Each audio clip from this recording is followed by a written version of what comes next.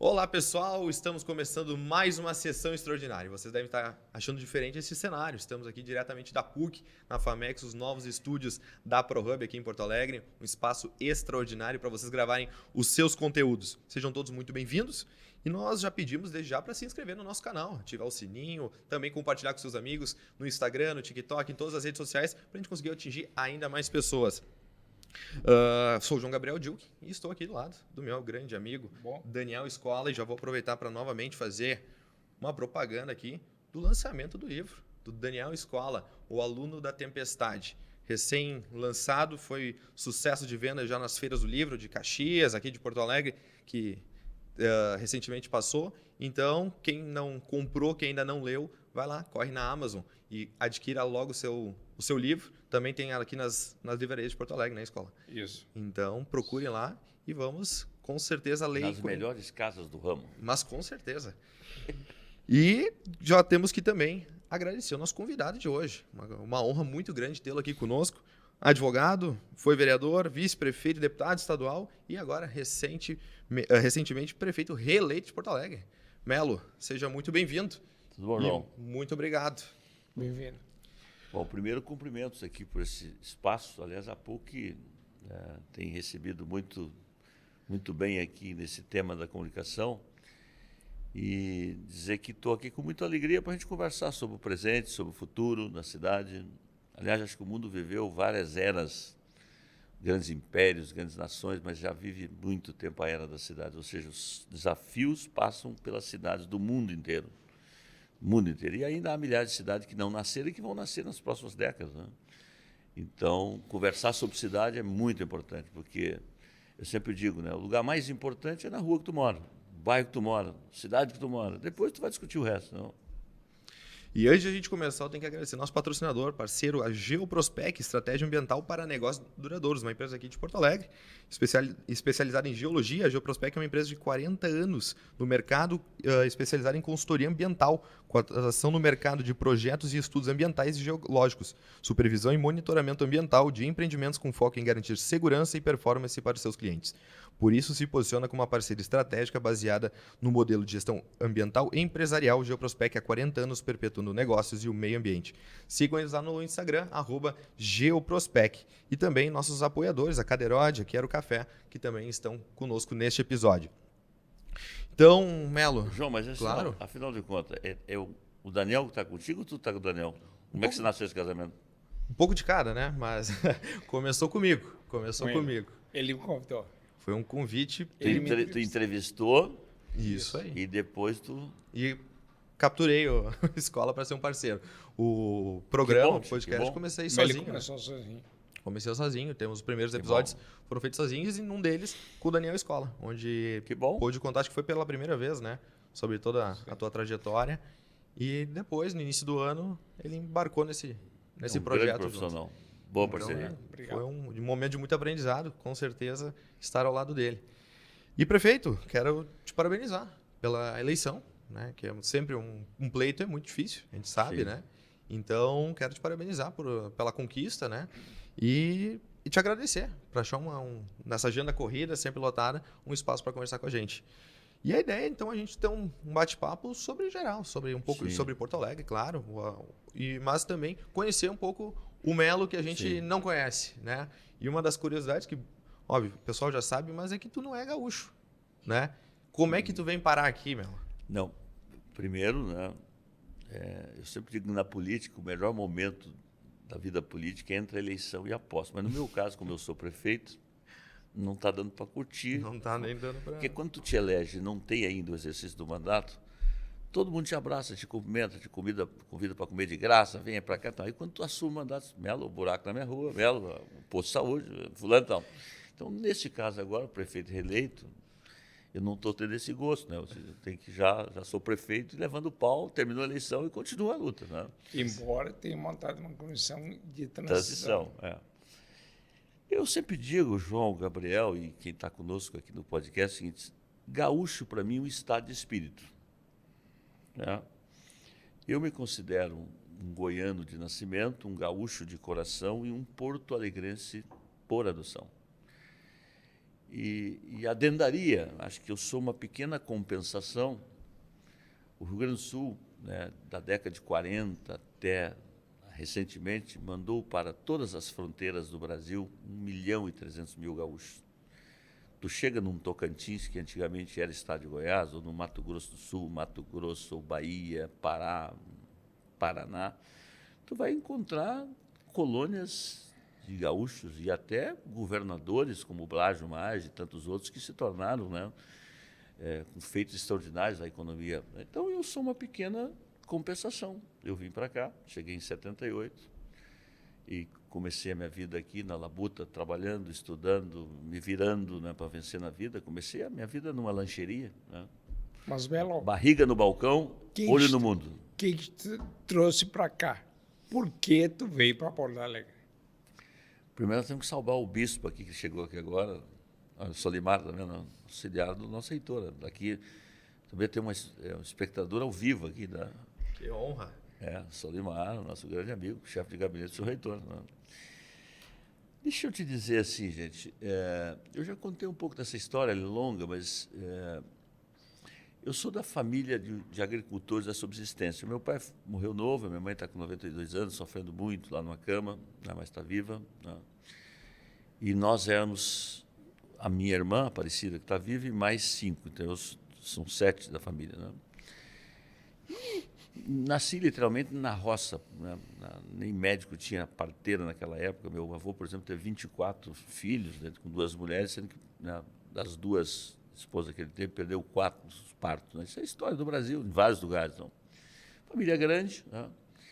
E a agricultura da subsistência é tudo trabalhar para sobreviver. Né? Então, eu tive a oportunidade, né? Na época, o meu tio, Augusto, levou as filhas para estudar, porque eu estudei num colégio de Pau a Pique lá e depois não tinha para continuar estudando, tinha que ir para a cidade. Então, nós convencemos, meu pai, né, e a minha mãe, que aí fomos 3 irmãos, eu e mais 2, né, sendo que 2 veio a falecer, já faleceram já, novos. Né? Então, eu comecei a minha vida na roça, depois Piracanjuba, e a minha cidade tem uma bacia leiteira grande, né, tanto é que o leite Piracanjuba é conhecido de todos vocês, todos nós. Né? Hoje ele não está mais no município, questões fiscais, está ali no município vizinho. E antes do leite Piracanjuba, ele tinha um outro nome, e eu conheci um casal de gaúchos, o seu Jorge, né, que tinha também acho, 2 filhas, 2 filhos, e ele era um grande técnico em laticínio. Né? E como todo bom gaúcho, né, nós vizinhava ali, ele fazia aquele churrasco, aquela carne de zebu na época, dura, tal, mas fazia o churrasco tradicional, botava aqueles discos de vinil para ouvir música do Teixeirinha, né, do Gildo de Freitas e tantos outros. Eu louco para sair de Porto Alegre, e ele, não, mas tem em Porto Alegre uma cidade maravilhosa. Lá em Piracanjuba. Né? E ele começou a me vender, ele é natural de Canoas, já faleceu já. E eu botei na minha cabeça que eu viria para Porto Alegre. E aí a oportunidade primeira que eu tive, eu fui para João Pinheiro, para sair de Piracanjuba, para começar, né, andar para frente. Não?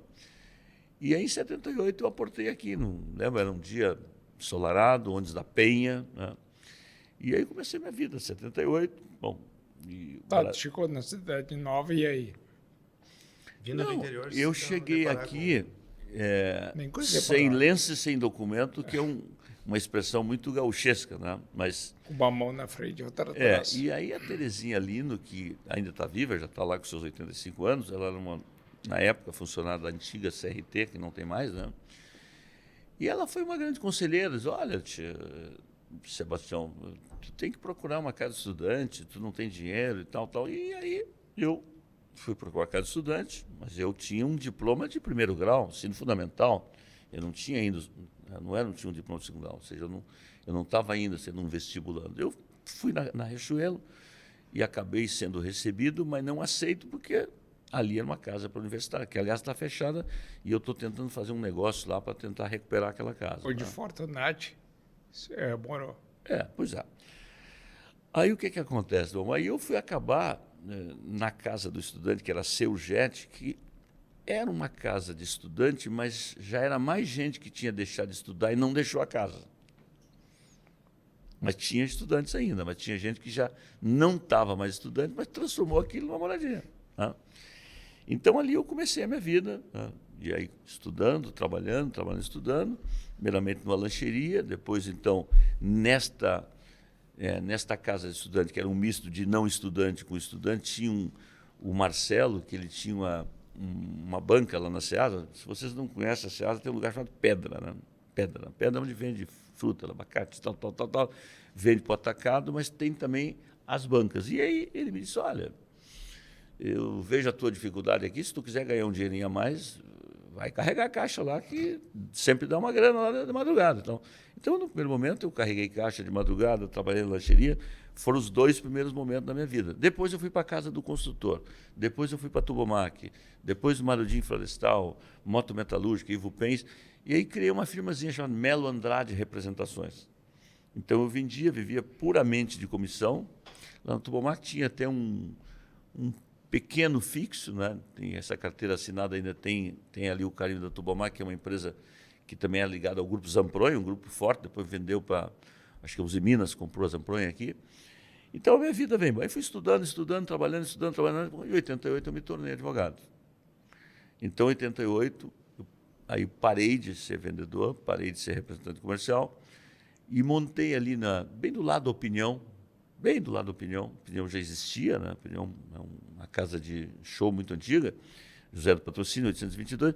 Ali eu comecei a minha vida como advogado, sabe? E não advoguei só na área trabalhista, né? Porque era um clínico geral, com exceção de direito trabalhista. E ali comecei a minha vida. E paralelo, quer dizer, aí voltando para 78, né? Para a política, né? Voltando para a política, 78, tu não tinha nascido, o Daniel era muito novo também, tá? Eu já sou 2 anos eu tinha. Muito novinho, bebê. Tá? O Brasil vivia uma ebulição enorme para derrubar o governo militar, que veio de 64. Né? Então, tu tinha ali anistia, fim da tortura, entendeu? Constituinte, né? E um movimento as diretas já, que o Dante Oliveira liderou, né? E aquele movimento ganhou corpo no Brasil e Porto Alegre ganhou fundamentalmente porque é uma cidade bem politizada. Então, tinha ali multidões de pessoas que vinham ouvir o Brizola, o Tancredo, o Pedro Simon, entendeu? O Teotônio, o José Richa e tantos outros políticos que a maioria já não estão conosco, né? O Pedro Simon, graças a Deus, está aí nos liderando. E esse movimento todo, eu me incorporei nele, já em 78, como um jovem. Né? Aliás, eu digo que juventude sem rebeldia é velhice sem futuro. Né? Mas a boa rebeldia, não tem rebeldia por causas. Né? Então, talvez se hoje eu sou prefeito reeleito da cidade, se eu, fazendo uma análise bem pé no chão, bem, né? Eu acho que talvez está ali onde nasceu o Melo prefeito. Porque nasceu o Melo de conviver com a divergência, de lutar por democracia, mas, acima de tudo, conhecer as comunidades de Porto Alegre e conviver com elas, sabe? E aí foi um longo caminho para chegar à vereança, porque tu sabe que eu sempre digo... Pera. Como é que tu decide se candidatar a vereador? Pela primeira vez. Veja a minha audácia. Veja a minha audácia. A minha primeira candidatura, e eu até vou resgatar os votos que fiz, mas acho que foi na casa de 1.500, né? Eu tenho que pegar essa memória. Mas em 1982, a chamada eleição vinculada, que tu podia votar só num partido, tinha que votar de fio a pavio, né? O Pedro Simon foi candidato a governador. E junto com o Pedro Simon tinha candidatura a vereador, tinha candidatura estadual, federal, e tanto é que depois prorrogaram os mandatos dos vereadores em 86, e aqueles vereadores daquela época ficaram 6 anos. Então, a minha primeira eleição foi em 1982. 1498, para não dizer que foi 1500. Vê que façanha, um goiano de nascimento, que estava em Porto Alegre há apenas 4 anos, então se arriscou. E eu me lembro que a gente pregava naquela época, eu pegava as colas e colava os cartazes, aquela coisa dos postes, aquela sujeira toda. Tá, mas quem foi que te convenceu ou tu quis? Lá no movimento estudantil tu já se enxergava? Não, veja bem, nesse momento de 78 eu ainda não estava no movimento estudantil, mas eu tinha decidido estar na luta política. Então a decisão é tua. E quem me convidou, na verdade, eu me alistei em 78, o Simão nem sequer era senador, era deputado naquela época, ele se elegeu senador naquela época. Então eu fui militando na política, acompanhando a política, então 78, 79, 80, 81, E 82, então, é a minha primeira candidatura. Bom, aí eu disputei, se não me engano, mais 3 e sempre batia na trave. Eu me lembro que uma época numa da penúltima eleição para vereador, a última que eu não fui eleito, uma família lá na Vila Nova, eu fui pedir voto lá, o seu Darcy tinha filhos, netos, eu disse, eu não vou mais votar em ti. Mas por que, seu Darcy? Houve alguma coisa? Tu nunca te elege, não?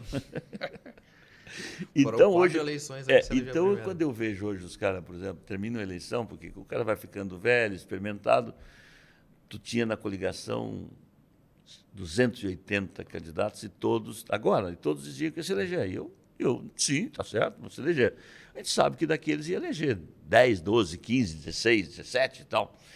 Então, quando termina a eleição, agora, candidatos que perderam pela segunda vez vêm falar comigo, mas calma, rapaz, o mundo não acabou. O mundo não acabou. Olha o meu exemplo aqui, eu sou prefeito da cidade, perdi tantas eleições. Só ganha campeonato quem joga, né? Se não jogar, não ganha. Então, ganha, perde. A eleição de vereador é muito complicada, né? Então, essa identidade com a política, ela vem dos movimentos sociais, ela vem, né, do Melo advogado, do Melo conselheiro da OAB, do Melo posicionado na política. E aí, na vereança, levei muito tempo, mas aí qual é a vantagem, né? Isso faz uma diferença enorme quando um político chega maduro num parlamento. Tem experiência. Tá? Calejado. Não? Então, não fica... Então, quando eu cheguei na Câmara, eu cheguei muito maduro. E o meu amadurecimento se deu mais ainda como vereador, e tanto é que eu saí de uma votação... naquela eleição que eu não fui eleito, 96, foi uma eleição que eu fiz... 5 mil e lá vai... Quase 5.700 e poucos votos, acho que foi isso. Tá? 5.735. E a última vereadora eleita nesse negócio, chamando a Maria Negroni, sabe quanto é que ela fez? 2.400 e pouco, pode olhar aí. Então, quando tu perde uma eleição desse jeito, a dor é maior. A dor é maior. Fez mais votos. Porque o sistema é proporcional, né? Então, o que fez quase 8 mil votos não entra, mas o que fez 2.400, depois ela foi caçada, não sei se lembra disso, não? Ana Maria Negroni, não? PTB? Não, PSDB. PSDB, isso. PSDB, não. E na outra de 2000, se tu olhar aí, eu não sei, mas eu fiz menos votos. Menos votos. Fez menos. 4.946. Por quê? Porque aí, naquela época, elegeu só o Záquia e a Clênia. E eu fui o primeiro suplente naquela de 96. Aí eu disputei a prévia para ser candidato a prefeito junto com o Busato, em 2000. O Busato ganhou a prévia, foi candidato a prefeito. E aí eu fui para vereador, foi então o meu primeiro mandato. E aí o Fogaça... 2000 não teve Fogaça. 2004 Fogaça. 2004 veio depois. Então, eu disputei a prévia, foi em 2000. Né? E aí depois repeti 2 mandatos, e quando chegou lá em 2008, né, eu era presidente, fui reconduzido em 2009, eu fui à tribuna, né, ao jovem aqui que é vereador está deixando, e fiz um discurso que o Dibe, meu amigo, Luiz Braz, os caras, mas tu tá doido? Como é que tu vai dizer que tu vai ser mais candidato? Eu já estou dizendo agora para poder não, amanhã ou depois, porque eu não quero mais ser vereador. Aí, acho que a política, como na vida, tu tem que ser decidido. Eu já tinha dado a minha contribuição como vereador. 3 mandatos. Aí, em 2009, eu fui à tribuna, reeleito presidente da Câmara, reeleito, por unanimidade. E entre algumas coisas que eu disse, olha, eu quero comunicar à cidade, aos meus pares, que eu não serei mais candidato ao proporcional, porque acho que cumpri. Porque depois de ser presidente da casa, tu não tem direito mais de ser aquele loucão no plenário, não. Tu tem que ser um... Né? Tu conhece o bastidor e vê que... Então, eu acabei, né, aí nesta condição, eu vim a ser vice-prefeito, porque não tem candidatura a vice-prefeito. Não existe isso. Candidatura é prefeito, governador, presidente. Vice é uma construção. E foi então que eu saí naquela construção de 2012, na chapa Melo Fortunati, Fortunati Melo. Disputo, a eleição de 2016, o Marquesan veio a ganhar a eleição, eu fui para o segundo turno, disputei a eleição, uma eleição dura, porque o Marquesan é um cara duro, né, tal, e perdi a eleição. O que eu vou fazer? Vou me retestar. Vou voltar a advogar. Alugamos uma sala, eu e mais 3 colegas ali na Ipiranga, Como é difícil, difícil. Não é porque eu não sei advogar, é que o mundo mudou. Advogado tem que saber advogar, mas tem que ter cliente também, né? Tu é o melhor advogado do mundo, mas não tem cliente, ou tu é o melhor captador de cliente, mas não sabe advogar, também não dá certo, né? Então, voltei a advogar e aí começamos ali aquele período duro, difícil, de ter deixado a prefeitura, né? E aqui, como é um espaço de contar história, né? Acho que vocês estão levando um pouco esse lado. Quando eu perdi a eleição, a tendência sempre do político, às vezes, ficar raivoso e tal. Eu perdi a eleição. Eu disse, não, eu vou participar, inclusive, vou na posse de quem me derrotou. Né? E até muita gente dizia, tu não deve fazer isso. Não, eu devo fazer, eu recebi um convite, eu vou lá.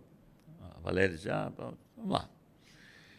E a derrota, ela é órfã. E a vitória tem milhões de pais, né? E eu me lembro, né, que eu tinha entregue a chave do carro que eu usava, o telefone que eu usava, na sexta-feira, e a posse era no domingo. E eu saí da posse, que foi no Largo Leno Pérez. O Marquesano terminou de discursar, eu saí. Né? Então, falou Fortunati, falou o Marquesano, depois vinha a posse do secretário, que é um ato contínuo. Né? Eu saí, fez muitas críticas ao governo anterior, tal. E aí, muitos daqueles que trabalhavam comigo estavam ali, né? Mas ninguém foi capaz de dizer, tu quer uma carona, Mel? Eu fui lá e peguei um táxi do Gaspar e fui embora. Então, o poder é assim. Então, eu sempre digo para os caras, bicho, mandato tem hora para começar, tem hora para terminar, e tu deixou de ter o mandato, tu tem que saber ser ex-deputado, ex-vereador e ex-prefeito, que seria ele na frente, não? E aí comecei na advocacia, né? Momento difícil, mas sobrevivi. E aí vem 2018, eleição estadual, cujo Temer, presidente do Brasil, Lava Jato, Irmãos Batista, o MDB vivendo um momento terrível, né? Mas muita gente carinhosamente dizendo, olha, Melo, tu tem uma contribuição a dar, tu não pode, tu tem que concorrer. Então, olha, eu balancei se eu deveria concorrer ou não.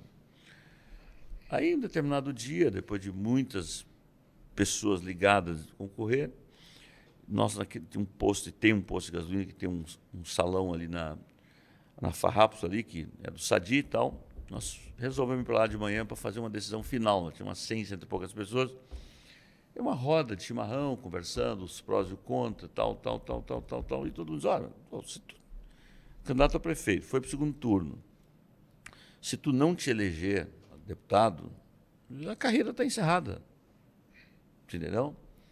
Só, desculpa interromper, em 2016, quando perde a eleição, tu pensava em não concorrer mais? Vislumbrava algo na frente? Não, naquele momento... Quando volta para a advocacia? Não. Naquele momento eu tinha que sobreviver.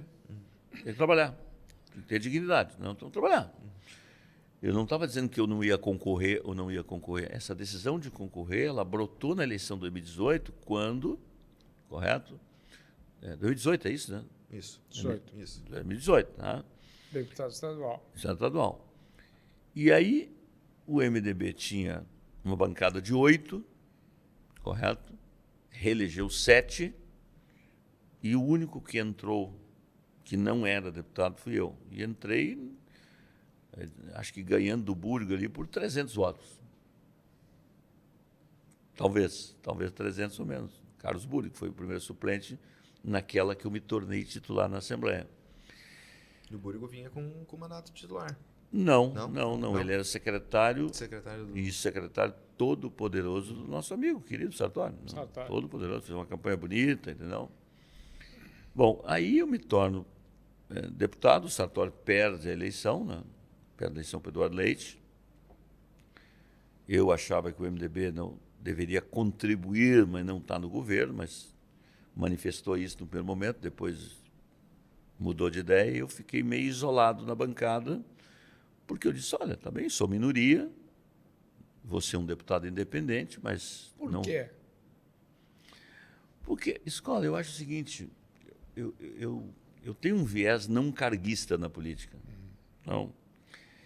Eu acho que tu ir para um governo não tem nenhum erro fazer coligação, Não tem nenhum erro você participar de governo. Agora, você disputou um governo, a reeleição, o Sartori foi altamente criticado pelo Eduardo Leite. Você sabe disso. Muito. Duramente.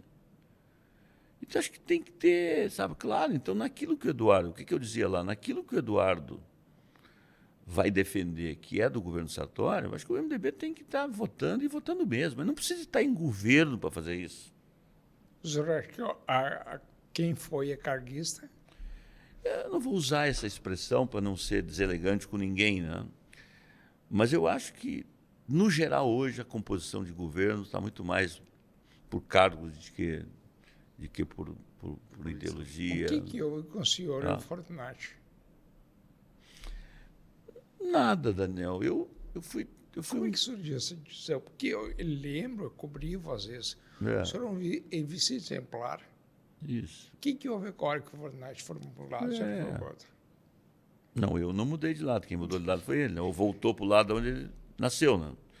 É assim, Daniel. Eu acho que quando um prefeito, um vice, ou isso vale para qualquer outra instância, né, se dá bem, a tendência da gestão é ser melhor, né? Nós temos um exemplo, a Ieda brigando, outros vices. Então, passa uma imagem muito ruim, né? Não foi a Ieda que brigou, foi o vice dela, o Feijó e tal. Um exemplo claro disso, tá? Então, eu acho que o cargo de vice... Isso era ruim para os gaúchos.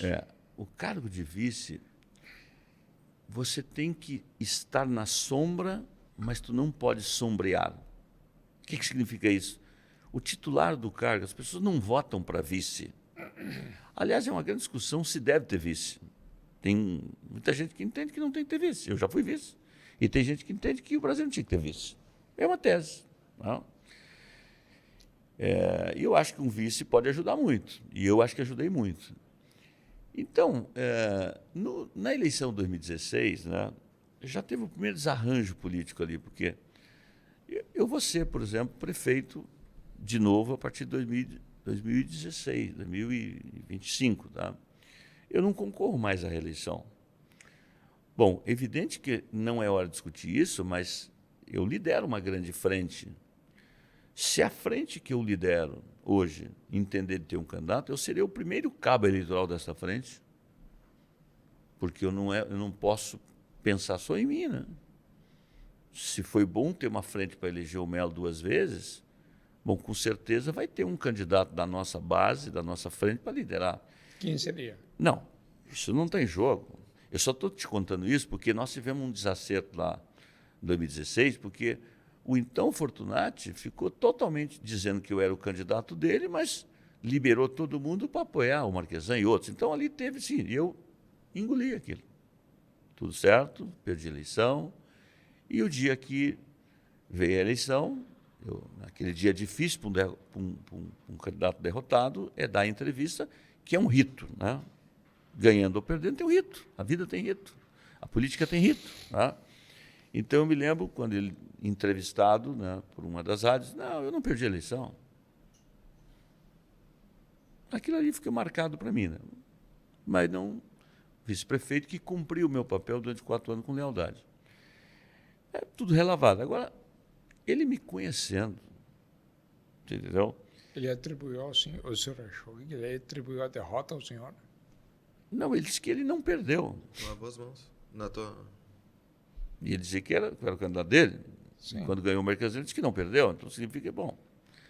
Aí agora, nesse processo eleitoral, é que eu acho que aí é o seguinte, né, tudo tem limite, né? Você gravar muitos vídeos, sabe, fazendo críticas, e críticas, e críticas, e críticas, e críticas, e críticas. Então, a minha atitude foi não responder. E não vou responder. Deixa assim. Tu chegou a procurá-lo? Não procurei e não vou procurá-lo. Ele siga o caminho dele, vou seguir o meu caminho, continuo respeitando o mandato que o povo deu para mim e para ele, mas eu saberei ser ex-prefeito. Uma pergunta antes de pular. Na eleição, no processo eleitoral, agora surgiu um vídeo do senhor lá de trás defendendo Che Guevara. Ao mesmo tempo, o senhor está aliado ao PL. O que mudou? Quem é o Melo? É o do Che Guevara ou do Bolsonaro? O bom jornalista, ele cavoca, ele vai lá, ele busca no fundo do Pesquisa no poço. fundo.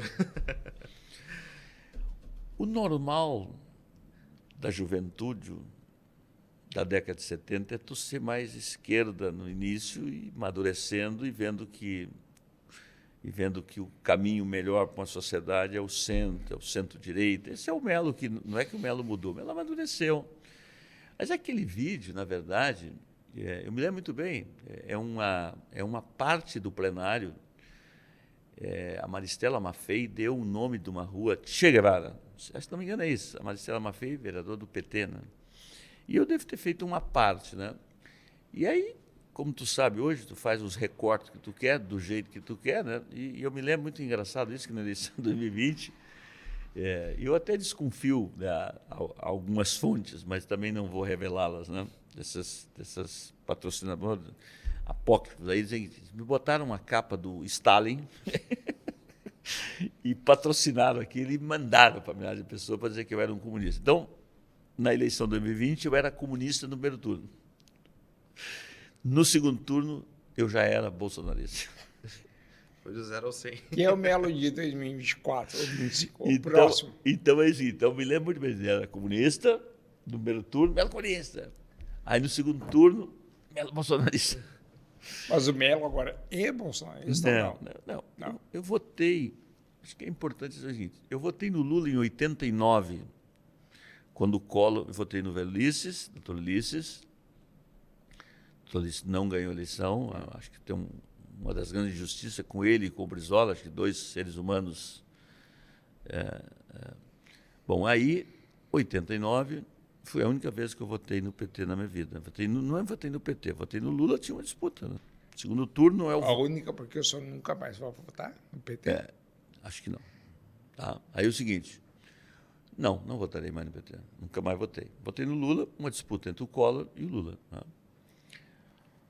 Bom, agora, na eleição passada, eu recebi a Simone Tebet aqui em Porto Alegre, caminhei com ela, inclusive na Zona Norte, o Simone estava junto, né, acompanhou, e a Simone dizia, olha, eu disse, Simone, o MDB é dividido nesse tema, mas eu faço apelo, nós estamos trabalhando para ganhar a eleição, mas se não ganhar, temos que discutir esse tema e tal. Bom, e o MDB, por sua maioria, né, porque tem as decisões municipais, estaduais e federais, né, instâncias partidárias, e o MDB decidiu, sem uma discussão mais coletiva, né, de que apoiaria o presidente Lula. Parte do PMDB seguiu essa decisão. Que, inclusive, a Simone é PMDB. Isso, parte do PMDB seguiu essa decisão. E parte do MDB que sentiu sem uma discussão coletiva, no meu caso e outros, eu não fui o único, eu votei no Bolsonaro. Votei no Bolsonaro, que a origem da aliança de 2020 ela é do DEM, porque o Ricardo foi eleito vice-prefeito pelo DEM. A aliança não existia PL, existia PSL. E o PSL depois... na eleição do Bolsonaro, do presidente Bolsonaro, ele passou a ser PL. Né? Mas tinha um alinhamento, digamos assim, liberal, e o Ricardo vinha... Bom, aí o Ricardo filiou-se ao PL, correto? O Ricardo deixou de ser PL há pouco tempo atrás, né? Episódio lá, ele, Zucco, enfim, não... Então, eu achava que uma aliança, né, a gente começa a ganhar uma eleição majoritária se você acertar no posicionamento político, acertar na aliança, entre outras coisas. E eu achava um equívoco você abrir mão de um partido que tem 99 deputados, com tempo de TV, e que era vice-prefeito. E que o Ricardo estava naquela cadeira, vice do PL. Então, eu acho que a primeira questão que, quando nós começamos a discutir a aliança, que veio antes da enchente, e depois eu suspendi, depois das enchentes, totalmente vinha a tratar de vice quando faltava 1 ou 2 dias das convenções, porque não tinha espaço para isso, né? e não deveria mesmo, né? Então, nós costuramos uma aliança que tinha posicionamento favorável, nós éramos 8 partidos, somos 11, né, no segundo turno, porque aí entrou o PSDB, mesmo que de fato o Cidadania tenha nos apoiado, ele estava numa federação com o PSDB, né? E o Novo, né? Mas nós somos, a nossa origem desta eleição é 8 partidos, né? Então, tinha um partido dessa aliança que entendiam que nós não deveríamos ter o PL como vice. Tinha. Quem? Não me pergunta isso. Não? Sou jornalista. Tinha. E eu sempre ponderava. Não. Eu entendo que para nós vencermos a eleição, nós não podemos quebrar esta unidade. E acho que mostrou-se certo a nossa decisão de ter o... E aí surgiu a Betina. Como é que ela surgiu? Ela surgiu na medida em que o Ricardo não era mais candidato, o presidente Zucco tinha algumas alternativas, foi construindo, até chegar o nome dela. E me apresentou ela, né? Tivemos uma conversa de 1 hora, fizemos uma longa conversa, né? Tava o Chico nessa conversa, estava o André Coronel, estava o Zucco, e chegamos à conclusão. Mulher, veterinária, boa... Nunca foi eleita, nunca disputou. Boa em gestão pública. Mas ela não tinha nenhuma experiência política. Não, mas eu acho isso da riqueza, Escola, porque senão tu nunca renova, né? Se é os mesmos sempre, né? Então eu acho que isso não é problema, tanto é que tem tanta gente aí. O próprio Zucco só existiu na política a partir da eleição de 2018, que foi aquele deputado repetiu essa votação. Quantos nasceram naquela eleição de 2018? Milhares. Então, assim, tem político que está aí há 30 anos, vai indo, ou desiste, ou perde a última eleição, não volta mais. A vida é assim, né? A vida é assim. Eu, por exemplo, chego agora com 22 anos de mandato. Tu entendeu? Acho que a minha contribuição está dada, né? 2 vezes prefeito de Porto Alegre. Então, aí mantivemos a aliança. Mas nós municipalizamos a nossa campanha. Vocês acompanharam. Eu não transformei a eleição de Porto Alegre em ideologia. Sabe por quê? Porque a ideologia não mata a fome, não tapa buraco de rua, não resolve fila da saúde, muito menos filas da creche. O que resolve isso é gestão na veia. Não? Tá. Então, isso tu não viu em nenhum momento. Mas a minha adversária também faça justiça. As minhas adversárias, mas a adversária foi para o segundo turno, ela tentou arrastar muito Lula, mas como eu não entrei nesse jogo, ela ficou falando do seu partido, do presidente Lula, e eu conversando sobre a cidade. Já que você falou de adversária, quem foi o maior ou a maior adversária do senhor até hoje? Os meus adversários sempre são os problemas. Não, político. Essa O adversário político com quem o senhor disputou a eleição. personalidade. Sempre são os problemas. Não, eu acho que cada eleição, Escola, é uma eleição. Estamos o mais até hoje. Não forte a pergunta. Não, cada eleição é uma eleição. A Manuela era uma candidatura com mais musculatura. Você entendeu? Eu acho que talvez, se eu voltar atrás, eu volto um passo atrás, né? Acho que a eleição mais dura para mim foi a eleição de 2016.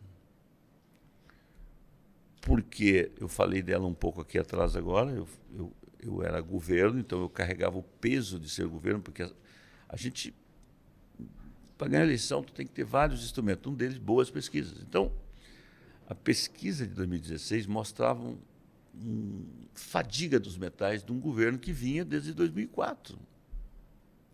Porque o Fogaça quebrou o ciclo do PT, foi reeleito, o Fortunati assumiu e o Fortunati foi eleito. Então, o ciclo 2004-2016, ele foi mais ou menos que nem o ciclo de 88 a 2004, quando o PT governou.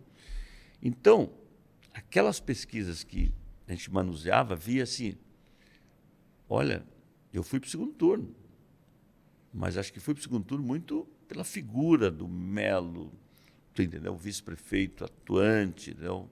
E que ainda 60% naquele ano de 2016, ele não conhecia o Melo, tu vê que a política, era vice com atuante, tinha sido vereador da cidade, E tu fazia as pesquisas, não sabe quem é o Melo. Fui para o segundo turno. E no segundo turno, o meu adversário fez uma campanha fácil, né? De fazer acusações, de andar em rua que nunca andou, de gravar vídeo onde nunca gravou, e dizer que tinha solução para tudo. E tanto é que em 2020 eu cansei de ouvir eleitores, mas cansei de ouvir eleitor na rua, quando me tornei prefeito, dizendo, eu apostei mal em 2016, Melo, devia ter apostado em ti. Vou votar em ti, agora eu tenho uma dívida. Então, o eleitor, boa parte daquele eleitor de 2016 que não votou em mim, que queria mudança, e a mudança não era o Melo. A mudança era um Melo preparado, um Melo vice-prefeito, um Melo comprometido com a cidade, mas o Melo não era a mudança. E o povo votou na mudança. Então, foi uma eleição dura, porque eram debates muito duros. Né? Então, o maior adversário foi o Marquesan. Eu acho que sim. Depois teve uma eleição com a Manuela. E aí tem... Anterior a Manuela. Aí tu tá no outro. Por que é mais duro? Porque o Marquesan é do mesmo campo. Entendeu? E depois, em 2018... pelos mesmos eleitores. Né? E depois, então, nós tivemos a eleição com a Manuela, 2020, que também foi uma eleição polarizada. E ela teve musculatura. Pela primeira vez, o PT abriu mão de uma cabeça de chapa em Porto Alegre também. Pela primeira vez, depois que se conseguiu o PT abriu mão para que fosse ela. Né? E eu me lembro de vários episódios, mas aquele episódio do Carrefour, por exemplo, um episódio triste, dramático, da morte. A morte, ela quer transformar aquele episódio numa questão de divisão de classe. Né? Então, entre vários momentos difíceis da eleição. Bom, e agora a eleição que vocês recém acompanharam, né? E que, portanto, também teve ali de um lado, né? Isso reduziu muito, né? Porque as outras eleições todas tinham mais candidatos. Né? Nessa eleição teve um número bem menor de candidatos. Né? Mas não dá para dizer que não foi uma eleição dura também. Essa eleição foi dura. Eu pegaria 2016, todas foram duras, mas eu pegaria agora esse fator das enchentes. Porque acho que quando tu vence uma eleição, não é um fator único. Quando tu perde, não é um fator único. Né? E penso que as minhas adversárias reduziram as suas campanhas às enchentes. E o governo foi um governo que fez muitas entregas em 4 anos. Eu tenho muitos defeitos, mas ninguém pode me acusar de ser um prefeito omisso. E dizer que o Melo não estava presente nas enchentes, acho que talvez ali perder o tom da eleição. Ô, prefeito, o que a prefeitura está fazendo para minimizar as futuras possíveis ocorrências de enchente? Vou só, antes da resposta, e aproveitando, vou só agradecer mais uma vez a nossa patrocinadora, a Geoprospec, estratégia ambiental para negócios duradouros. Geoprospec há 40 anos perpetuando negócios e o meio ambiente.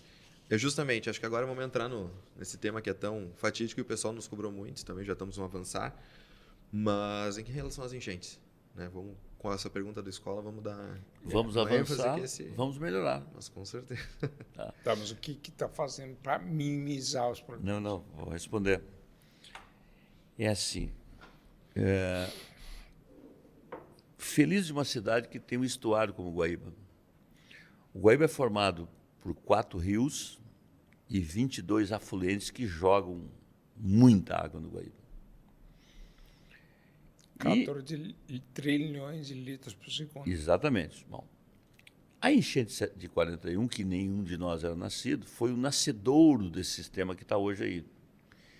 E esse sistema que está aí, numa cidade que nasce na Zona Norte, que termina no Lami, tem 70 quilômetros de rios.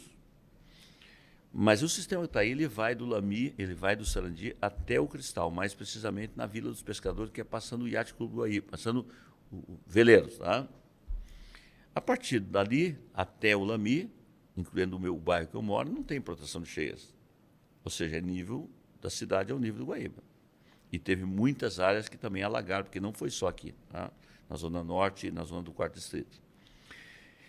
Então, o sistema que tinha concebido e que é constitucional, ou seja, é da Constituição brasileira a responsabilidade do governo federal, seja ele qual for, o governo federal, proteger cheias. E nasceu em na década de 60, pelo DNOS, o sistema que está aí. Bom, ele mostrou-se insuficiente. Então, eu sou prefeito, terminou a eleição, mas esse assunto vem de antes da eleição. Eu não podia ficar de braço cruzado esperando a eleição. eu tinha que tomar atitudes. Então, a primeira atitude que eu tomei foi fechar um dique que foi rompido no Sarandi.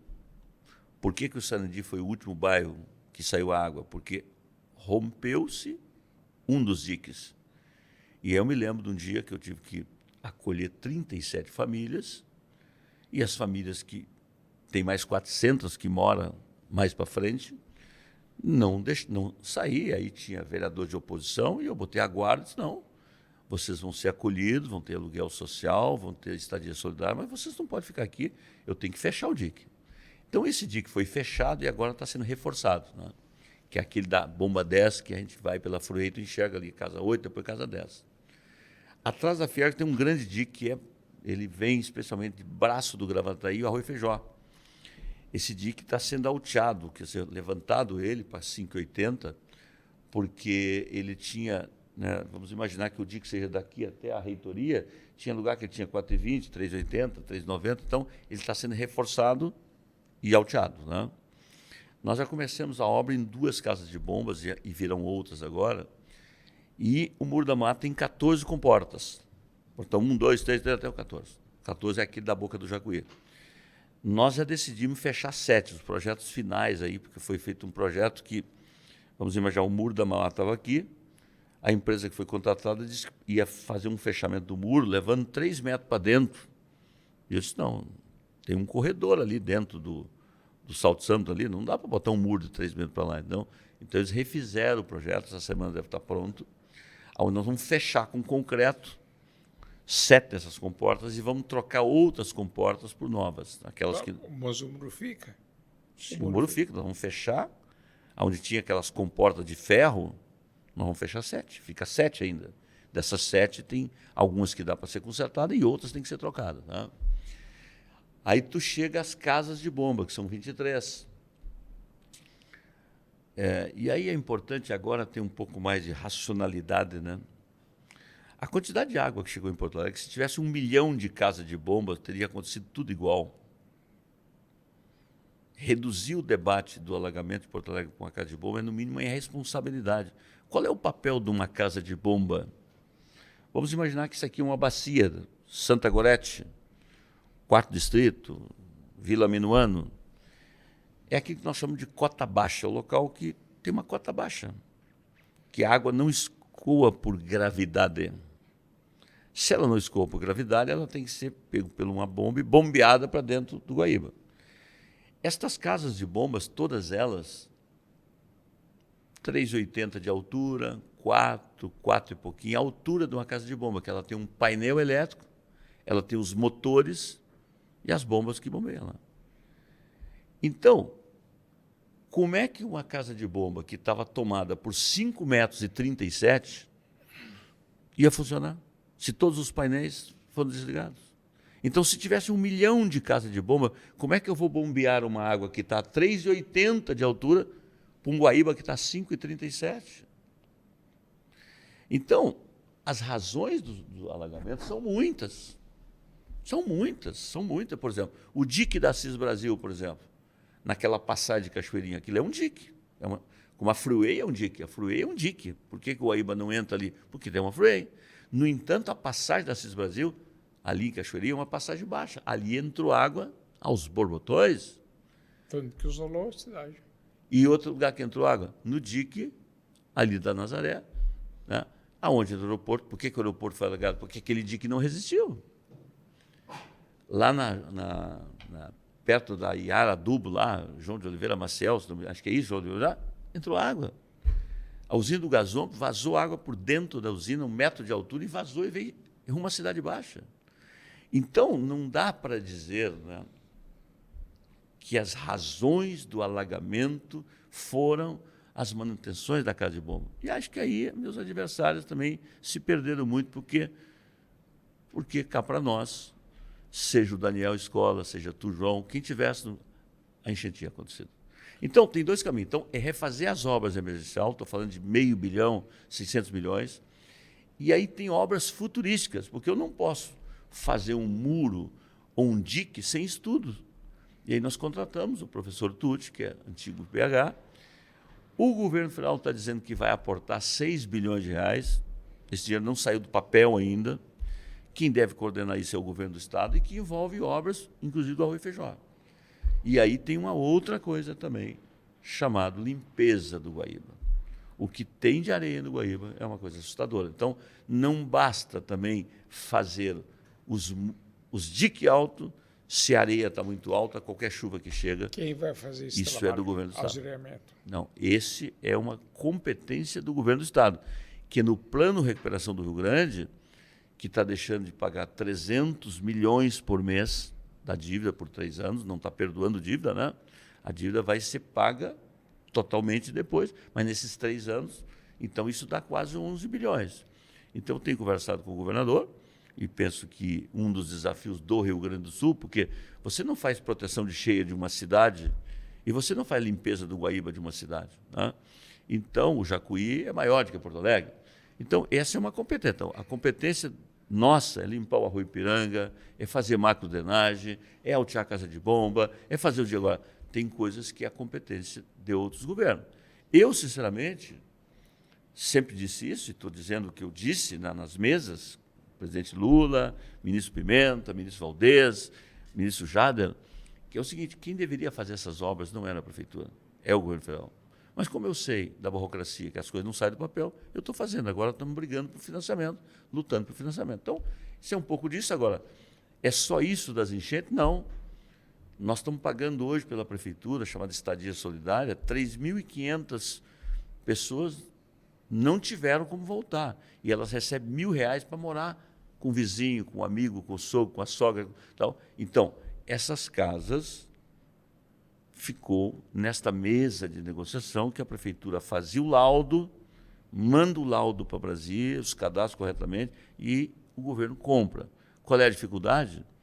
É que para comprar não é fácil. Então, são 72 casas compradas em Porto Alegre até agora, que não, né, talvez 1 ou 2 foi entregue, de apartamento, casa. Então, eu estou falando de 3.500. E tu não faz uma casa em menos de 2 anos, 3 anos. Então, nós temos um longo caminho pela frente aí das habitações populares, revisão de plano diretor, ilhas, enfim. Então, o tema das enchentes é um tema de recuperação da cidade, é econômica, é urbanística, entendeu? Então, não termina neste ano e a gente tem que entrar muito embalado no próximo mandato com isso também. Agora, tirando a figura prefeito e entrando no Sebastião Melo. Sebastião de Araújo Melo. De Araújo Melo. Como é para ti? Como é que foi? Tu passou por pandemia e por enchente. Acho que as duas maiores catástrofes, né, de um mandato de um prefeito nos últimos anos. Tu conseguiu estar nas duas. Quando é que, especialmente nessa das enchentes, como é que tu cai a tua ficha que tu tá vivendo o maior caos dos últimos 100 anos da cidade de Porto Alegre, mais que a enchente de 41. 1 metro e mais. 4,27 para 5,37. Tu tem diversos bairros quase 30 dias embaixo d'água, um aeroporto fechado, a rodoviária fechada, os acessos principais da capital. Eu, lá do Vale dos Sinos, para chegar a Porto Alegre, levava mais de 8 horas, algo inimaginável. Por onde começa? Como é que tu senta numa mesa para coordenar um serviço onde não há precedentes? Sim. E como é que foi sair dessa... Ô, João, isso daria outro podcast, né? Por isso vamos puxar para essa também para caminhando. A gente faz um trailer aqui para conversar. Porque, assim, vamos deixar em aberto para os próximos. Eu não sei se a frase é do Dante Alighieri, mas eu acho que dizer que o lugar mais quente do inferno está reservado para aqueles que, em momento de crise, se atiram debaixo da mesa. Eu posso dizer que enfrentei o temporal 2016 como prefeito em exercício, enfrentamos uma pandemia, enfrentamos várias outras cheias que não foi do tamanho de maio. E, numa crise, a melhor decisão é a mais rápida. Mesmo que tu não acerte, não pode ser irresponsável. Mas um gerente que titubeia numa crise leva o seu povo à desgraça. Eu podia falar de 1000 coisas, né? Então, tu tinha de um lado decisões difíceis de ser tomadas, uma pressão da imprensa que sempre quer buscar um culpado, entendeu? Então, as águas que tinham entrado em São Leopoldo parecia que não eram as águas que entraram em Porto Alegre, ou Canoas, ou em Lajeado, ou em Mussum. Parecia que o Melo era o responsável pela torneira de São Pedro. Então, tu tinha que ter um emocional muito forte, porque eu fui morar num hotel, entendeu? A Valéria, né, ficou sozinha, e num hotel que, inclusive, no primeiro dia que eu era embaixador, que tinha um diesel, e depois, então, várias pessoas idosas foram para lá, eu tive que pedir o caminhão-pipa para abastecer também o hotel, não porque eu estava lá, mas porque tinha pessoas de 70, 80 anos, como tinha outros locais, então era uma governança diária. Né? Então, eu tive primeiro na prefeitura, nos primeiros 3 dias, a prefeitura foi invadida por água, fui para a IPTC, para o prédio do SEI, que é o Centro Integrado de Serviços, ao lado da IPTC, que é um prédio que se perdeu todo, depois Ismamus, depois Instituto Ling, e no intervalo disso eu despachava praticamente 70% do meu tempo DEMAI, no DEMAI ali da Santana. Né? E quanto mais eu tomava decisão, mais problemas eu tinha. Porque a chuva não parava, e não parava de chegar gente dos abrigos, então nós chegamos ao ponto de 1.000 passou para 2.000, 2.000 passou para 3.000, 3.000 passou para 4.000, 5.000, tal, até chegar a 15.000, mas, na verdade, 15.000 a mais não ficaram nos abrigos, mas estavam desabrigados. E somos muito gratos, qualquer programa que eu participo, eu tenho que dizer muito obrigado ao voluntariado do Brasil, do Rio Grande e da cidade, da nossa cidade. Uma grande desorganização se transformou numa organização que eu vi. Uma grande desorganização. Então, eu vou pegar o viaduto ali do Tizic, do 4º Distrito. Tá? Tu entrava, né, pelaquela rua, o barco saía na rua da perimetral ali, e eles chegavam pela Cairu. Né? Então, as pessoas, os voluntários, aí tinha desde a Guarda de São Paulo, que estava aqui também, outras, né, resgatavam as pessoas, e as pessoas desciam, então, na Cairu, aí tinha toalha, tinha a marmita, tinha água, e já tinha ali a triagem para qual local que ele ia. Entendeu? Então, essa grande organização, nós perdemos 4 pessoas, ou 3 pessoas nas enchentes, sendo que uma, especialmente acho que uma, né, o laudo diz que não teve nada a ver com enchentes. Né? Eu andei por todos esses lugares de barco, né?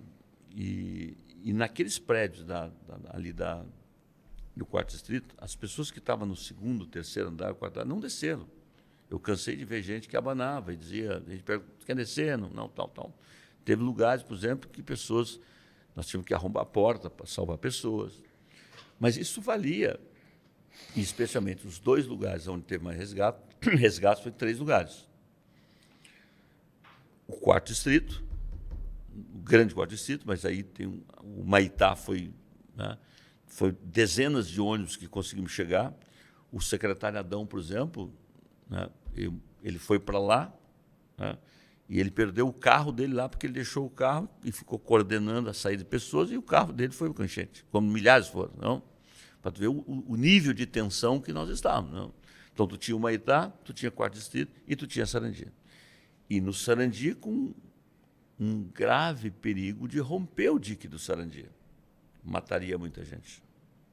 Morreria muita gente. O dique do Sarandi, não. O dique da Fiergs. O dique da Fiergs, tá? Porque o dique da Fiergs tem um volume de água muito grande. Né? Então, foram momentos muito difíceis. Se o líder não tiver firmeza, a tropa que já estava esgotada, tu imagina, gente trabalhando de madrugada, não consegue dormir. Então, eu transformei o governo tudo numa operação, né, de guerra. Então, quem era da Procempa cuidava dos abrigos, a inovação cuidava daquilo. Então, cada secretário... E aí tu mostra também qual é o time que joga melhor, né? Porque nem todo time jogou como alguns jogadores jogaram.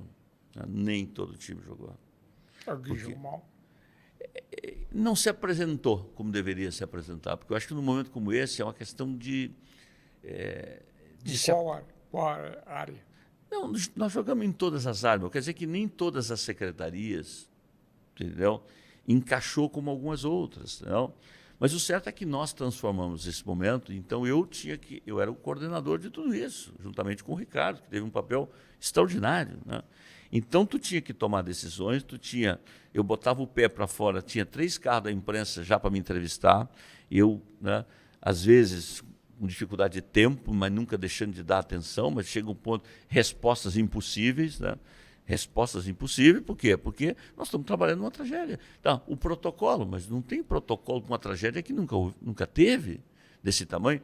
Então, eu me lembro, por exemplo, daquela derrubada da passarela, por exemplo, né, que foi uma decisão acertada. Mas podia ter caído um pedaço da rodoviária? Podia, mas não caiu, graças a Deus. Mas tomamos a decisão de botar, e aí para tomar a decisão, tomada está. Agora, como fazer se tu levava 8 horas para chegar? Então, eu tive que armar com o Exército Brasileiro, com a Brigada Militar, com a Guarda Municipal, para que os caminhões que vinham lá do lado da serra trazer os rachões, porque se não chegassem os rachões, não tinha como fazer. Levantamos 2 metros ali. Para levantar 2 metros, tinha que botar os rachões. Tu botar o rachão, e depois tu botou terra em cima, e pedregulho, e casca. Vai ficar? Se depender de mim, sim, mas tem que ser uma coisa bonita ali. Nós temos que fazer uma obra bonita, uma coisa. A passarela? Não, a passarela vai ter um em cima lá, né? Tá. Em cima. Então, assim, então, eu diria, não dá para dizer que foi só um momento, né? Mas foram dias, então, sem dúvida alguma, e eu espero, se Deus quiser, nesses 4 anos, nunca mais passar por isso, né? Mas, sem dúvida alguma, né, a gente... E pretendo até escrever sobre isso depois. Sabe? Foi muito, muito difícil, porque a solidão do poder, ela é terrível. Porque numa crise, todo mundo tem uma sugestão para te dar. Mas a decisão é tua. Tu teve medo? Não, medo não, porque assustado todos nós estávamos com o tamanho de tudo isso, né? da tragédia. Tá? Mas eu não tinha outro caminho. Não tinha outro caminho. E vou dizer para vocês, como diria o Ibsen, né, comentar o Grenal depois do resultado, né, é uma barbada, né? O Ibsen é uma figura que nos deixou cedo também, figura maravilhosa. Mas eu digo para vocês, se eu não tivesse anunciado a minha pré-candidatura em abril, talvez eu não fosse hoje o prefeito reeleito. Porque talvez, se eu não tivesse feito isso, eu não teria sido candidato à reeleição, porque nos primeiros dias não foi assim, mas depois de 10, 15, 20 dias, a politicagem foi demais, sabe? E aí eu pensava que... Eu tenho várias perguntas, tá? Já estamos no horário. Então, como já é tradicional no nosso programa, a última sempre é do Escola. Então, Escola... Teria várias, mas a mais importante para mim é o outro tema da campanha foi a SMED. Que agora evoluiu, o seu filho acabou sendo alvo de busca e apreensão. Sim. Primeiro, estou muito triste com isso, viu? Desde o início desse processo. Mas o senhor errou? Eu estou muito triste porque eu escolhi, juntamente com o Ricardo, uma secretária para substituir uma outra secretária, que tinha sido uma boa secretária, que eu a conheci no dia que escolhemos. Existe um gasto constitucional de 25%, né, que é dedicado à educação. Eu sou muito contrário a esses gastos vinculados, mas no Brasil é assim. Né? E tinha uma pandemia, tinha que se fazer bons gastos, investimentos na educação, e, portanto, esse é o tema em debate. Agora, bons gastos significa fazer tudo corretamente. Quando veio essa primeira manifestação que podia ter tido problemas, eu mandei investigar nos instrumentos que eu tenho como prefeito, que foi fazer uma sindicância e mandar para os órgãos de fiscalização. A partir daí, né, os órgãos de fiscalização, seja Ministério Público, seja Polícia, seja Tribunal de Contas, eles têm instrumentos que a Prefeitura não tem, porque não é papel da Prefeitura, por exemplo, abrir conta de pessoas, fazer escuta telefônica de pessoas. Agora, esse episódio agora dessa última operação, que diz assim, olha, a origem está aqui nesta mesa. Gente, eu gostaria de dizer que nesses 4 anos eu devo ter dado 1000 audiências para os mais diversos temas, seja agentes políticos ou não agentes políticos, sobre os mais diversos temas da cidade. Então, alguém me pede audiência, um vereador me pede audiência, me traz dizendo que vai trazer uma tecnologia para a educação. O sujeito expõe na tela. Eu digo, olha, a regra do jogo é licitação, o senhor vai lá, concorre. Então, o meu papel nesse processo foi receber. Agora, eu acho, né, sinceramente, né, que espero que isso não despenque para a questão da política, que venha à tona rapidamente um processo célere, transparente. E eu volto a repetir aqui no podcast o que eu já disse 1000 vezes. Eu não estou sendo investigado, eu nunca fiz desvio de um palito de fósforo nos meus mandatos, tem muita correção com a coisa pública. E se alguém fez besteira, que pague sob as penas da lei. O seu filho errou? O que eu vou dizer à escola? Ele acompanhou uma audiência junto com o vereador Bobadra. Este é o papel do Pablo nesse episódio. Ele acompanhou uma audiência desse cidadão que hoje está sendo um dos investigados. Agora, eu vou absolver, condenar o meu filho, tá bom, então é o teu filho, tu tem uma posição diferente dos outros, então a minha posição, o Melo dolorido tem a mesma posição em relação ao filho ou qualquer outro. Ele vai ter todo o direito, a presunção da inocência é a regra na democracia, ele vai ter todo o tempo para se defender, ele é uma pessoa correta, decente. Agora, da mesma forma, é que eu agi em relação aos outros. Quer dizer, então, dei a ele o direito de defender. Né? Agora, eu acho, no Brasil hoje, tu precisar de buscar o celular de alguém, fazer um mandato de busca. Gente, eu sou advogado. Eu fui conselheiro da OAB. Eu acho que nós temos algumas conquistas civilizatórias da humanidade.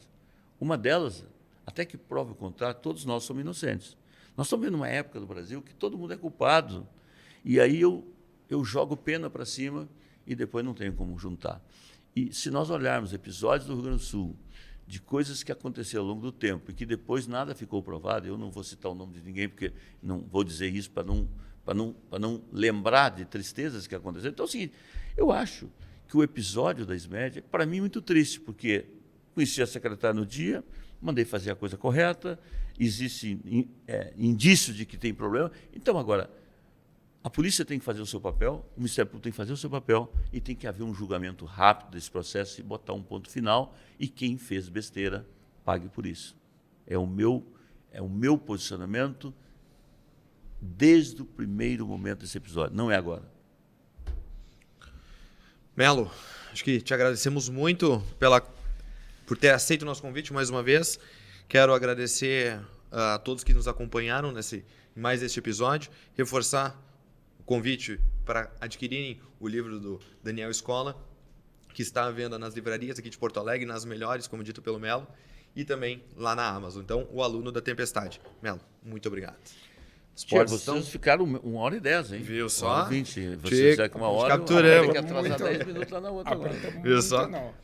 Pessoal, agradecer mais uma vez a Geoprospec, estratégia ambiental para negócios duradouros. A Geoprospec é uma consultoria ambiental com 40 anos de atuação no mercado de projetos e estudos ambientais e geológicos, supervisão e monitoramento ambiental de empreendimentos com foco em garantir segurança e performance para seus clientes. Por isso, se posiciona como uma parceira estratégica baseada no modelo da gestão ambiental empresarial. Geoprospec há 40 anos perpetuando negócios e o meio ambiente, @Geoprospec no Instagram. Também se inscrevam no nosso canal, lá no Spotify, no Instagram, no TikTok. Até a próxima. Um abraço.